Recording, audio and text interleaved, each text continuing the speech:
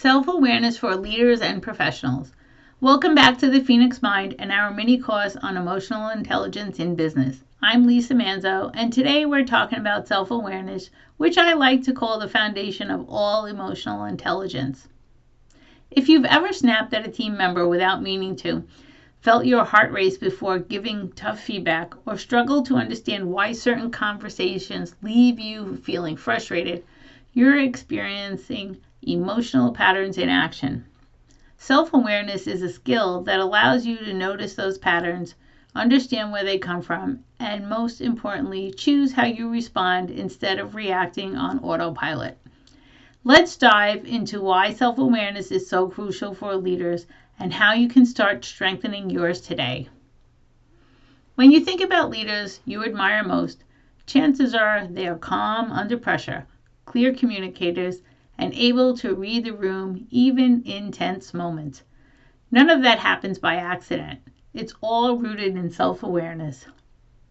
Self-aware leaders understand their emotional triggers and their strengths and their blind spots. This allows them to pause and adjust their behavior when emotions threaten to derail the conversation or decision. Research consistently shows that leaders with high emotional awareness are better at managing teams, navigating conflict, and building trust, because they're able to own their own responses instead of blaming others or letting emotions take over. Without self-awareness, it's almost impossible to build emotional intelligence. You can't regulate emotions you don't recognize. You can't practice empathy if you're disconnected from your own experiences. And you can't improve communication if you're unaware of how your tone, body language, or personal history shape your message. Every leader, myself included, has emotional triggers. These are situations, words, or behaviors that spark an outsized emotional response based on your past experiences. Maybe you bristle when a colleague challenges your authority, or you shut down when you feel ignored. These triggers often stem from unhealed experiences, whether from past jobs or even childhood. When we don't recognize them, they run the show, leading to defensiveness, avoidance, or overreaction. The first step towards emotional mastery is identifying your triggers. Pay attention to moments when you feel your heart race, muscles tense, or your inner dialogue start to spiral. These are some of the signs you've been triggered, and they are a goldmine for building self-awareness. Once you know your triggers, you can prepare for them. If you know certain feedback situations activate defensiveness, you can enter those conversations ready to pause, breathe, and consciously shift into a curious mindset instead of going into defensive mode. Great leaders aren't just aware of their emotions in the moment. They also look back to spot patterns, recognize growth opportunities, and own their mistakes without shame. I always recommend leaders build a simple reflection habit into their routines. At the end of each day or after a challenging interaction, ask yourself, what emotions came up?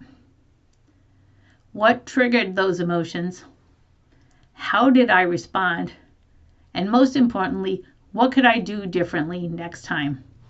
This type of reflection builds emotional clarity, helps you spot patterns, and separates fact from feeling, a crucial skill for anyone in leadership.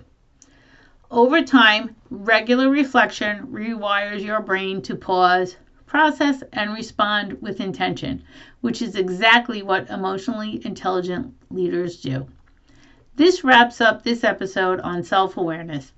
If you take nothing else away from this session, let it be this: you can't manage what you don't notice. Every breakthrough in emotional intelligence starts with self-awareness.